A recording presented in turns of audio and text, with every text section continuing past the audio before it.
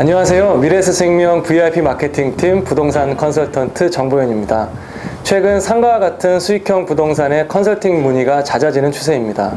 은퇴를 앞두고 근로 또는 사업소득을 부동산 임대소득으로 대체하려는 움직임과 시세 차익보다는 보유기간 동안의 현금 흐름을 더 중요시하는 투자 패턴으로 점차 시장이 변화하고 있음을 느끼고 있는데요. 상담 시 고객이 가장 궁금해하는 것이 수익률이 몇 %면 좋은가? 또 적정 가격은 과연 얼마나 되는가? 임대료 수준이 타당한가입니다.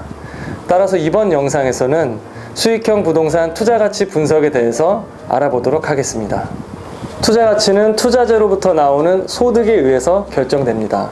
예를 들어 은행에 연리 1.6%로 10억 원을 예금하면 연간 1,600만 원의 금융소득이 발생하죠. 반대로 연리 1.6%로 매년 1,600만 원의 소득을 주는 금융상품의 가치는 어떻게 계산할까요? 이런 경우 연소득 1,600만 원을 1.6%로 환원하면 되는 것이죠. 따라서 환원율은 투자자 입장에서 기대 수익률과 같은 의미라고도 할 수 있습니다. 즉, 부동산 가치평가의 본질은 어렵고 복잡한 수학 공식을 얼마나 잘 아느냐 하는 것이 아니라 부동산의 소득을 예상하고 환원율을 선택하는 것입니다. 이를 부동산의 다양한 평가 방법 중 수익환원법이라고 하며 대상 물건이 장래 산출할 것으로 기대되는 순이익을 환원하여 가격 시점에서의 평가 가격을 산정하는 방법입니다. 여기서 수익환원법에 의해 가격을 선정하는 방법은 결국 임대료 수익이 높아야 부동산의 가격이 올라간다는 것을 의미하는데요. 다시 말해 수익형 부동산의 가격은 결국 임대료 수익에 의해 결정된다는 것입니다.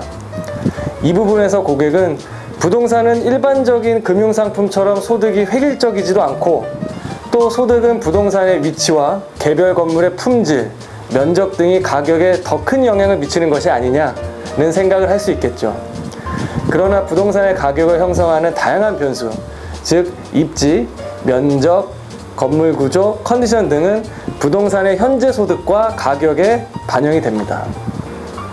예를 들어 미생건설에서 동일한 규모와 구조의 상가 빌딩을 서울 강남구와 강원도 동해시에 똑같이 건축했다 하더라도 사회적 인프라, 학군, 주거 편의도, 상권 등 부동산 가격을 형성하는 모든 요소들이 분명히 임대료와 매매 가격에 반영되겠죠. 그렇기 때문에 부동산의 가치를 평가하기 위해서는 소득과 가치의 관계성에 대해서 분석해야 하는 것입니다. 개념을 이해했으면 사례를 통해 의뢰 물건의 적정 가격을 알아보겠습니다. 최근 거래된 4개의 물건 현황은 다음 도표와 같습니다. 수집된 정보는 보증금과 월세이며 주변 물건의 매매 사례를 통해 환원율로 구할 수 있습니다. 여기서 핵심은 소득을 계산하고 거래 사례를 통해 추출된 환원율로 나눠서 적정 가치를 산출하는 것입니다. 먼저 수익형 부동산의 근간이라 할 수 있는 소득부터 계산해 보겠습니다. 구하고자 하는 소득인 순운영 이익을 계산하기 위해서는 연간 임대료, 보증금 수입, 총 운영 수입, 운영 비용의 4가지 절차가 필요합니다. 순서대로 계산해 보겠습니다. 연간 임대료는 월세에 12개월을 곱한 금액으로 미생빌딩은 1억 4,040만 원, 행복상가는 1억 4,400만 원, 미생타워는 1억 1,448만 원 이렇게 나옵니다. 보증금 운용 수입은 임대차 기간 만료 시 보증금을 임차인에게 반환해야 하므로 전형적인 투자 수익률이 될 수 있는 예금금리 수준을 적용합니다.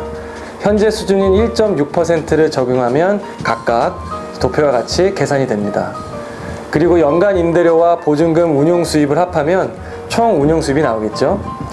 본래 총 운용 수입은 임대료 외에 관리비, 주차장, 광고판, 자판구 수입 등 기타 수입이 포함이 되지만 일반적으로 1000제곱미터 이하의 건물은 소유주 또는 임차인들이 직접 관리하는 경우가 많기 때문에 이 경우에도 제외됩니다.